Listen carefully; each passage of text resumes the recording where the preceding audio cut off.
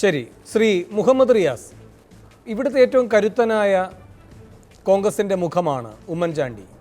ആ പാർട്ടിയുടെ ശാക്തിക ചേരിയിൽ വളരെ നിർണായകമായ സ്വാധീനമുള്ളയാൾ എന്ന് മാത്രമല്ല, ഒരു മുന്നണി സംവിധാനത്തെ ഇത്ര തന്ത്രപരമായി നിലനിർത്തി അത് എപ്പോഴും ഒരു ഭരണത്തിൻ്റെ സാധ്യത നിലനിർത്തുന്ന ഒരു കൂട്ടായ്മയായി അതിനെ പോഷിപ്പിച്ച് അത് നമ്മുടെ ഈ മതസാമുദായിക സമവാക്യങ്ങളെ അത്ഭുതപ്പെടുത്തുന്ന ചില സമവാക്യങ്ങൾ ഉണ്ടാക്കി അത് പരീക്ഷിച്ച് അത് നിലനിർത്തി അത് വിജയിപ്പിച്ച് അതെപ്പോഴും CPM-നെ സംബന്ധിച്ച് തുടർച്ചയായി സ്വയം പരിശോധന നടത്തേണ്ട ഒരു ബാലികേറ മലയോ അല്ലെങ്കിൽ അതിനെ എങ്ങനെ മറികടക്കാൻ കഴിയുമെന്നൊരു തന്ത്രങ്ങൾ ആലോചിക്കാൻ സമ്മർദ്ദപ്പെടുത്തുകയോ ഒക്കെ ചെയ്യുന്ന ഒരു ചാണക്യ ബുദ്ധിക്കാരനാണ്.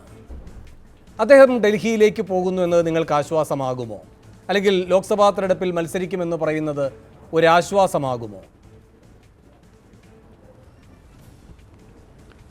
അല്ല, ഇടതുപക്ഷ ജനാധിപത്യ മുന്നണിയെ സംബന്ധിച്ചിടത്തോളം UDF-ൻ്റെ സ്ഥാനാർത്ഥികൾ ആര് ഡൽഹിയിലേക്ക് പോകും, പോയാൽ ആശ്വാസമാണോ പോയില്ലെങ്കിൽ ആശ്വാസമാണോ ഒന്നുമല്ല ഈ തെരഞ്ഞെടുപ്പിലെ പ്രധാനപ്പെട്ട പ്രശ്നം.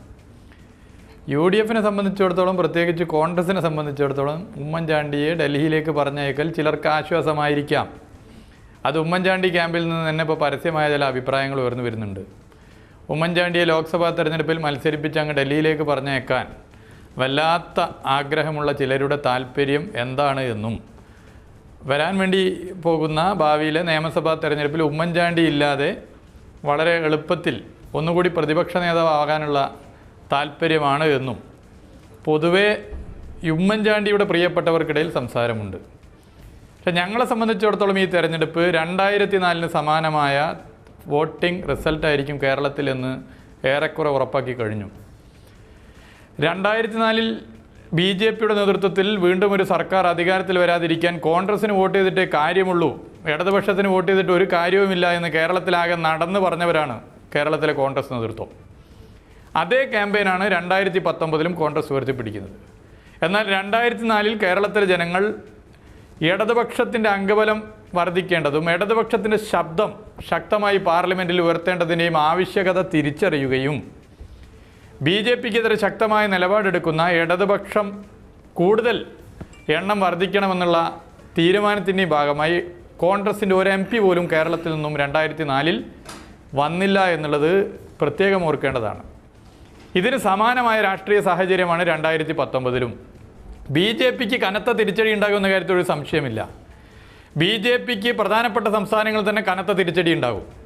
ഉത്തർപ്രദേശിൽ ഏറ്റവും അധികം 70-ലധികം BJP-യുടെ സീറ്റുള്ളത് 10-ൽ കുറവായി മാറും.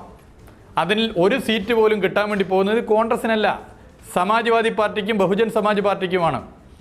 ഇന്ത്യയിലെ പ്രധാനപ്പെട്ട 5 സംസ്ഥാനങ്ങളിലെ ലോക്സഭാ സീറ്റിൻ്റെ എണ്ണം പരിശോധിച്ചാൽ 249 സീറ്റ്, ഏറെക്കുറെ 50% സീറ്റ്. ആ 249 സീറ്റ് ഉത്തർപ്രദേശിൽ 80, മഹാരാഷ്ട്രയിൽ 48, പശ്ചിമ ബംഗാളിൽ 42, ബീഹാറിൽ 40, തമിഴ്നാട്ടിൽ 39. ഈ 249 ലോക്സഭാ സീറ്റിൽ 10 സീറ്റിൽ മാത്രമേ കോൺഗ്രസ് MP-മാരുള്ളൂ. ഒരു 10-28 സീറ്റിൽ മാത്രമേ കോൺഗ്രസ് 2ാം സ്ഥാനത്തുള്ളൂ. ഈ 249 സീറ്റിൽ BJP-ക്ക് കനത്ത തിരിച്ചടി ഉണ്ടാകും. ഈ കനത്ത തിരിച്ചടിയുടെ ഗെയിൻ ഉണ്ടാകുന്നത് അതാത് സംസ്ഥാനങ്ങളിലെ പ്രാദേശിക രാഷ്ട്രീയ പാർട്ടികൾക്കാണ്.